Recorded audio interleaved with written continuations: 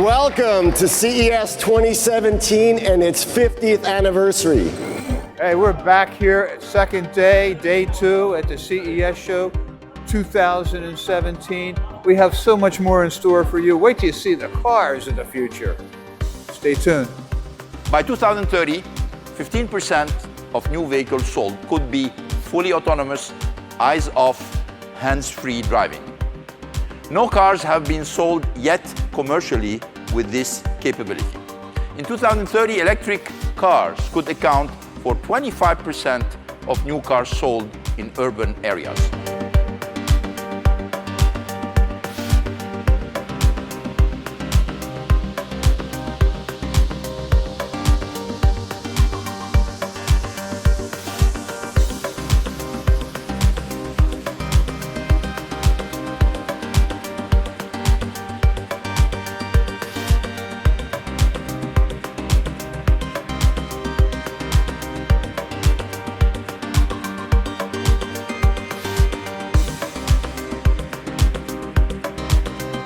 Eric, I know Honda likes to make small vehicles that are, don't use a lot of energy, but this is a little ridiculous. It's a little different.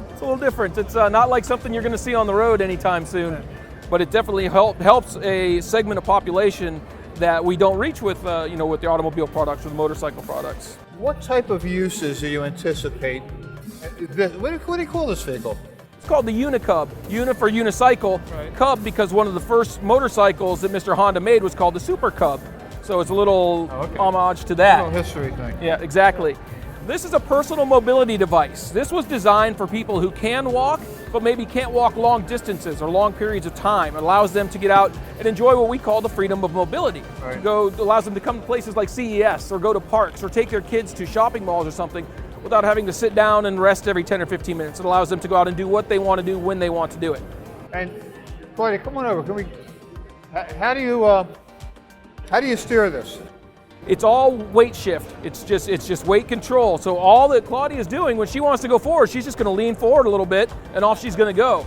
She can go backwards. Okay. It will go side to side. Turn to your left. Does it move? To turn, you have to turn your head. Okay. Turn your head, point your knee, just like that. Wow. It'll turn 360 degrees in either direction. And she just got on it a few moments exactly. ago. I mean, it's a pretty quick learning curve. And how fast does it go? 4 miles an hour, and it's actually governed. So at 4 miles an hour, it bucks a little bit to tell you that that's as fast as you want to go. It's about the speed of a light jog. And how does it actually operate? It's one wheel system, but they're two large diameter wheels that go forward and backwards. Right. When it turns, it uses the same principle as a tank. One of those big wheels goes forward, one goes backwards. However, across the face of those vertical wheels are horizontally mounted wheels that are about 2 inches thick and made of very hard rubber. And those are what make it go side to side and make it turn 360 degrees. So it's one big wheel made up of a lot of little wheels. And it's electrical, of course. It's all electric, a lithium-ion battery. Right. Each one comes with 2 batteries. Takes about 5 seconds to change the battery out. So when you leave home, you've got about 3 hours of riding time, as each battery lasts about an hour and a half. So realistically, how many years before people over the sidewalks are utilizing these? Anything I would say would just be a guess. We just Within don't 5 have years? I would think before that. Wow, amazing. Absolutely. Amazing. So you having fun on this, Claudia? She Yeah, loves I it. want one. I want You to want take one? it home. Eric said there's only 9 in the world. Yep. Yeah.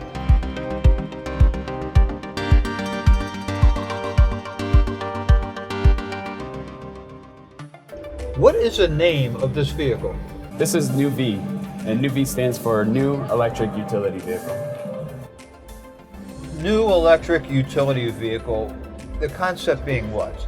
So really the whole concept is, the vehicle itself, it's a concept car that kind of showcases all our technologies that were shown here at the show today. So artificial intelligence, autonomous driving, as well as vehicle to grid and ride sharing programs. So is this basically anticipated eventually to be a driverless vehicle? So this is actually considered a level 4 autonomous vehicle, and what that means is the car is capable of purely autonomous driving, but yet there's still a steering wheel, so a driver can actually take over. Right, and this concept, and I know you and I were talking earlier, And I thought, I mean, the future really holds that these kind of driverless vehicles are going to be just all over a city. Sure. And you're just going to go on your cell phone or whatever the accessory at the moment Absolutely. is, and order a vehicle. It's going to come pick you up, kind of like Uber without a Sure. driver. Sure. That's Take definitely you a to a possibility. destination, leave, and return to the next user, right? Yeah, it's definitely a possibility in the future. This car, we actually focus on the still an ownership vehicle, but the artificial intelligence can actually help you ride share those things. So you can actually summon out the vehicle and make money while you're at work, for example. Because currently most cars are actually idle for 96% of the time. I understand. You've been working on this for 18 months, I heard. Yeah, roughly. And you have a background in art. Yes. Like, so I'm always wondering, like, what are my kids who love art, what are they going to end up doing when they get out of school? You know, you have found a niche. Yeah, absolutely. Yeah. It's an interesting job. It's one of those things when I grew up, I was always good at art. Everybody always told me I should do something with it, but nobody really ever knew what to do. And I loved cars, and especially this type of vehicle. It all depends on the project. But this vehicle, for example, we actually created the concept first internally at our advanced design studio in downtown Los Angeles. And what we did was kind of reach out to our Honda Silicon Valley lab and our powertrain departments, everything, trying to get like what technologies are happening within our company outside of our American R&D. So what we did was kind of grab all that technology and really showcase it in one vehicle. And we felt the best platform for that is a small micro city car, and that's what we have here. And essentially the dashboard is just one big screen. Absolutely. Right? Yep, so it'd be one large touchscreen, and so Hannah, we wanted to give her kind of the best platform possible to communicate with, and we felt, well, why not? Hannah is this little icon Yeah, that's floating around my dash here. Yep. Yeah. And see, here is a GPS, there's, temperature controls, all the typical things you'd expect. Right, your schedule, any kind of infotainment over here. So. And since you don't really have to, well, you still have to focus on driving, right? Right. So you do studies on how disruptive it may be the screen. So that's actually what's really great about this car, and having the artificial intelligence as well, is Hannah can actually kind of sense when it's safe to actually be checking on something or something.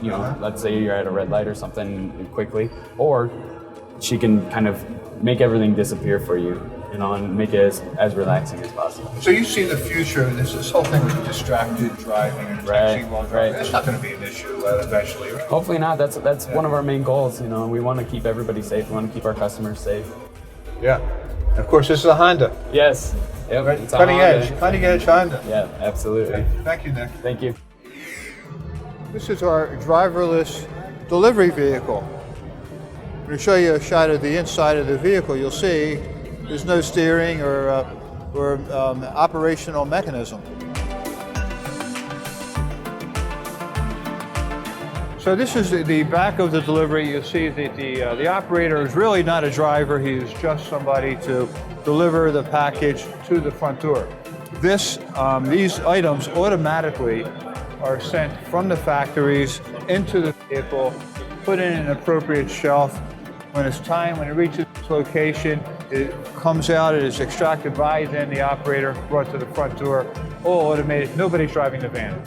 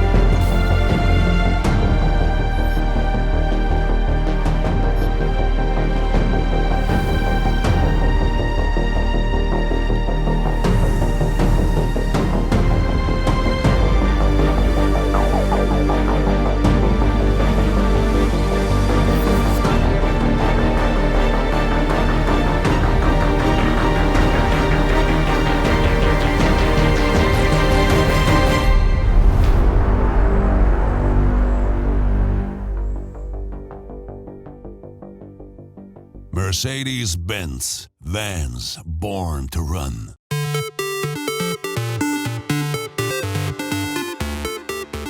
This is the best way to get around the CES show. I should have discovered this bicycle in the beginning of the show. It's only $400. It's a great deal.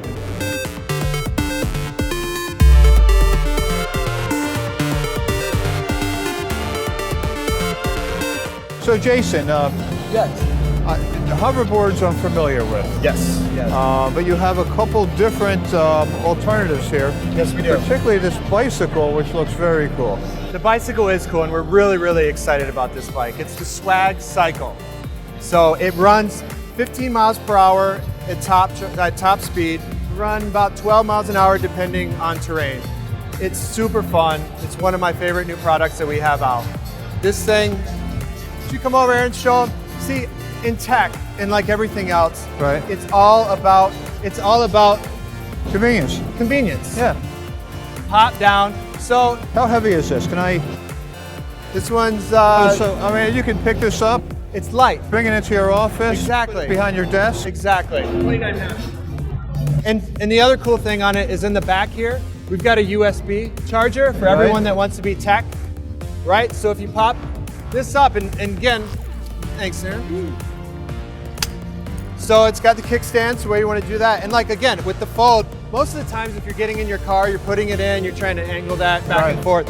With that flip down, it goes. And this is adjustable, I assume. Yes. Yeah. Totally adjustable here. We'll just loosen it up, the brakes. Can turn it back and left and right. I don't believe that it comes up, but it has brake lights, it has a light, so on here, boop, has your light, and the cool part is, And what is the approximate cost of something like this? this is $399. $399. That's correct. So basically, Reasonable. reasonable. And I mean, you're talking about people who are giving up cars. This is a car payment. This is a month storage or parking your car in the city. Well, I mean, a regular bike will cost you $400. Exactly. And what is the battery life on something like this? This will run for 12 miles. 12 miles. 12 miles. Which is an hour, 2 hours. At 15 miles an hour, it's approximately, what, 50 minutes? 45, 50 minutes? So it can get you to work, and you can charge it up when you're at the office. Exactly. Carry it downstairs and take off again. There you go. And it'll get you there and back, you know, if you're within, 5, 7, 8 miles, Right. it's gonna get you there and back without even a charge. And yeah, this is definitely one of my favorites, and it's great for outdoor enthusiasts. So, if you have a boat or something, you pop it down, pop it in the boat. What is, you have another item that kind of looks like the hoverboard, but it has a Yes. wheel in the middle. That's correct. It has 2 wheels in the middle. 2 wheels, This okay. is actually our Swag Slider. Is this the first time he's been on this? This is the first time anyone's been on this. This is a total first-time prototype out. This unique aspect of this, actually, on the bottom here on his left foot, it has sensors. It has a weight sensor on it. So that's how you go. It's where you're going to drive. It's going to let you know, hey, this is how fast I want to go. And it adjusts and gyroscopic balances according to your weight here. Now, one of the big things here is getting off of things. Like competition has a single wheel and it's really hard to get off. You got to ride and jump off. This one actually, with the weight balancer, you start lifting your foot, it knows that you want to get off and it will turn the gyroscopic balance off, allow you to tip and just step off. Like a seesaw. Exactly. Very smart seesaw. Smart seesaw, that's a good one. Runs about 10 miles per hour. Wow. Yeah. So it's, it can go and it feels great. Where's your helmet? Don't want to cover that purple hair, huh? So yeah, so he's just testing some of this stuff out for us, but this is a total prototype. It's gonna come out, but it's also something that we're super excited about because you're talking on the hoverboard, you're standing straight, Right. And a different type of rider. We have a lot of skaters who like to skate. You get to ride that way. You get to ride and skate, so it'll be a lot of How fun. far away is this from being on the market? We're gonna be in Q1. Into okay. Q1, we're really looking to get this out in Q1. Most of our products, the Swag Cycle, this is right now is on the market as of December. It's a soft launch. And where do you buy this? Swagtron.com. You can also, our hoverboards and stuff, we have B2B partners. You can get our hoverboards in Best Buy.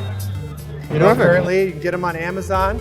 And but yeah, these are Swagtron.com. You want to try this? Let me give you a quick rundown. So this is how you go, just this part here. Here's your brake, this is your front brake. This So is your this back is to brake. accelerate. Right, so this is your acceleration. Okay. Front brake, It's like a moped. back right, just like your wheel pad. And then this will turn the light on for you. If you want to honk the horn at some people.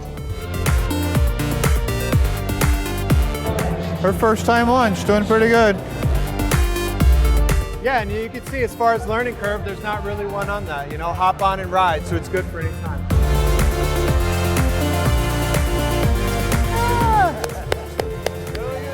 That was excellent. That was excellent. Kickstand down. Absolutely. This is just like the regular hoverboards, except this one has the 10-inch tubeless all-terrain rims. This has two 350-watt motors in it. So just step on and natural. She's had some practice. You all right? Looks that way. She has one at home. This also has, just like our T3, it connects to the Bluetooth app. You can play music out of the speakers. The Bluetooth app will also let you know how fast you're going, how much battery life you have, that type of thing. This has a pretty secure little kickstand too. Yeah, absolutely. Everything that we do, we try and do quality. And since we control the supply chain, we can give it to you at a lower price. So most of our things are priced lower with a higher quality. So yeah, we're super excited about this across all of our lines with our new surfboard that we put out, the Swag Surf electric surfboard. We have bikes over there. We have a city bike that, and if you see the remote control longboard there that he just did. Hey, Aaron. Does that take skill? Push it back, let it come to you.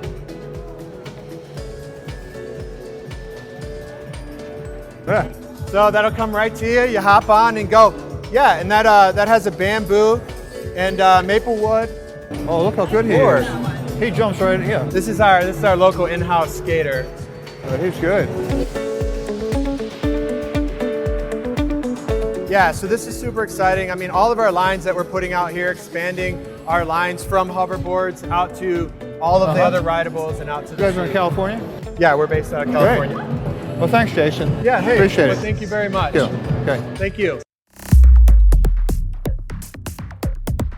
Before we start, what exactly am I getting myself into here? So really, Ed, we're going to be basically putting you on the in-body, which is going to kind of show you what your weight is comprised of. Hopefully more muscle than fat, but we do provide you, like, symmetry-wise, how much muscle you're carrying in each part of the body too. So why would this be different than when you go to a gym now and they can measure your body mass, your fat mass and your percentage of fat and all that? How is this different? Well, this is different because this is directly providing a measurement per extremity, like each arm, each leg, but more importantly, like the torso area. Most facilities that are out there typically use kind of like an inferior product where maybe they're just standing on the scale and it's only measuring their legs or just capturing their total weight. Right. Or maybe even holding like a handheld scale and it's only measuring their arms and then estimating like from the waist down. Right. So to kind of keep it hopefully simple, there's no like predetermined or preloaded data in here to say like Ed is a 55-year-old male, so he should be 25% fat. Right. So nothing in here is like predetermined. So when you stand on here, the data that comes out of it is actually you. Okay. So what do you want me to do? So just here, take off Brian? your shoes and socks. Okay. So we start with the most basic info on the screen here, like the weight, the muscle, percent of body fat. And then once it hits 100%, you can step down, and then I'll print this out for you. Okay. So you go ahead and step down, and I'll print it out.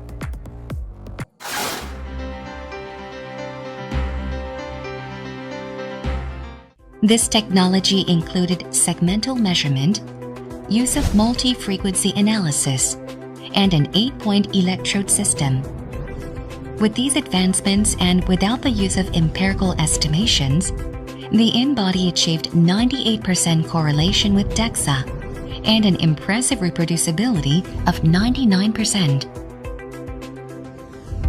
So back to your question earlier, why would somebody even utilize something like this versus just like a bathroom scale? So on the in-body, we're able to kind of break down where that weight is and where it's coming from. All right. There you go. Well, thank you so much. Yes. Brian, this is available now? It is available now. At hospitals, health clubs, doctors' offices? Correct. Well, not ready for the home yet, though. It's a little pricey for the house. It all depends on who you talk to. Oh, okay. $10,000. Thank you so much, All right, Ryan. man. Thank you so much. So this is Sambot. This is who? This is Sambot the robot here. Okay, now, is it too early to be buying robots? I mean, it's quite the rage, but you know, is it too soon to buy them, or is it? You know, that's a question I get quite a lot, actually. I think there are two aspects to the robotics and whether we should use them as well. One was the technology as an enabler. Second one was the unit cost of being able to access these in terms of the mass market. And I think we're at that intersection right now whereby this type of technology is becoming pretty affordable. The robot actually is very, very useful. So he's an Android-driven platform. The hardware you see in front of you right now, there's a bunch of array sophisticated sensors on board, which is a key part of the solution. But obviously he operates on the cloud and he's programmed via Android. So the software that you program into him makes him completely customizable. So to answer the question, yeah, he's very useful. What can he do? So there's a bunch of arrays. We're seeing now Sambot take its place across a number of services. If you look around on the walls here, there's some good examples. So education, healthcare system, and hospitality. We've sold over 70,000 of these units in China and in Europe, and it's not uncommon for you to see them in airports, for example. So someone coming into an airport, you can check in using Sambot. He can give directions, he can give you gate changes. In terms of his abilities in the home, he can take his place in the smart home. So there's a couple of cool functions. So he can act as part of your security system, for example, plugged into the house alarm system. There's a couple of modes. So he has a defense system whereby he has a perimeter he sets around the family or your loved ones, and if anyone comes into that perimeter and he doesn't recognize them, then he'll raise the alarms. And he can do that because of the facial recognition features on it. So you see the array of sensors across the top of him. Yeah, I was looking for the rifle. Yeah, absolutely. That's in the next version, right? The guy with the bionic arms has the rifle. Yeah. So he's very good in both entertainment, but he has real practical sense in the service industry as well. And as far as entertainment, I saw him earlier dancing. Yeah, he likes to dance, that's for sure. Yeah, he's a good dancer. So dancing is a part of what he does, but there's a bunch of much more stuff that we can do. So on the back of his head here, for example, you can see there's a high definition projector. Right. So he can act as part of the home entertainment system. So you want to go to bed, hey Sambot, come with me, let's play a movie. And we'll download a movie from the cloud, and we'll project that movie up onto the wall or up onto the ceiling if you want to lay it back. There's an integrated music system with him, and he's controlled via a bunch of apps. So he really takes his place as a central hub within a smart home. Wow. And what is the cost of something like him? So he retails at around about $12,000 US right now. And he sold 70,000. 70,000 of these guys have been sold in China and Europe. And obviously he's newer to the United States. We're very excited by the prospect of what we're going to do over here in the US.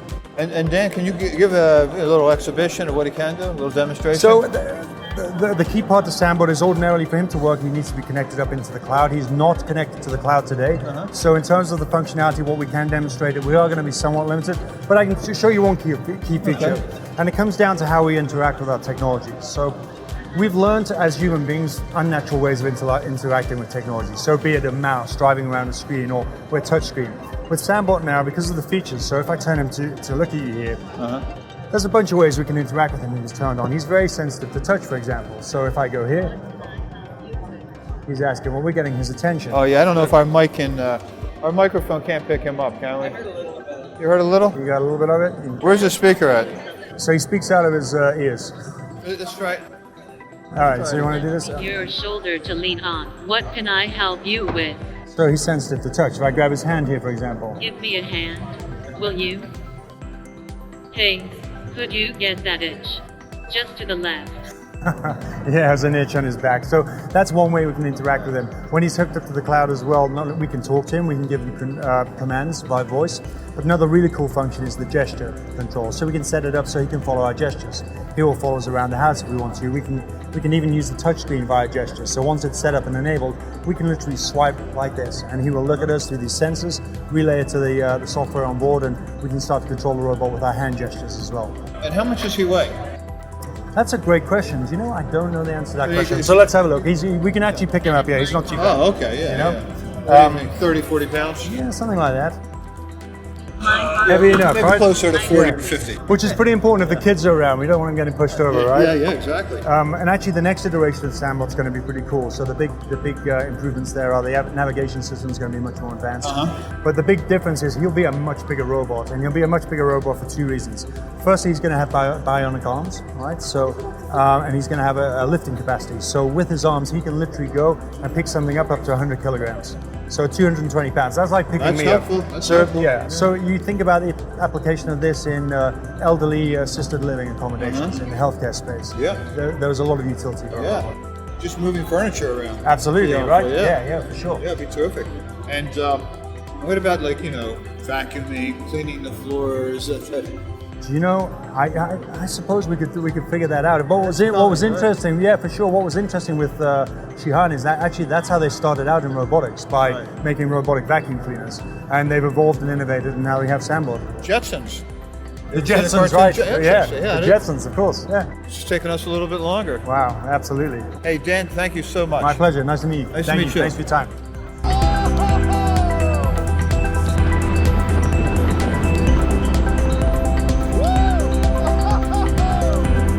This is a VR roller coaster. This whole day traveling around this whole facility has been a roller coaster ride. I think she agrees.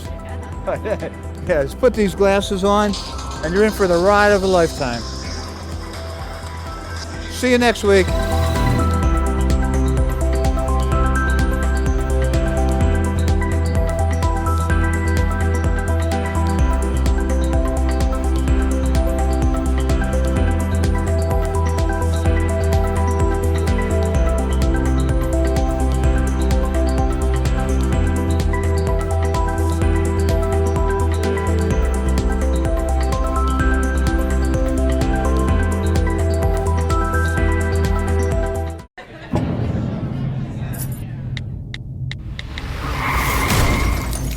When sorry is not enough.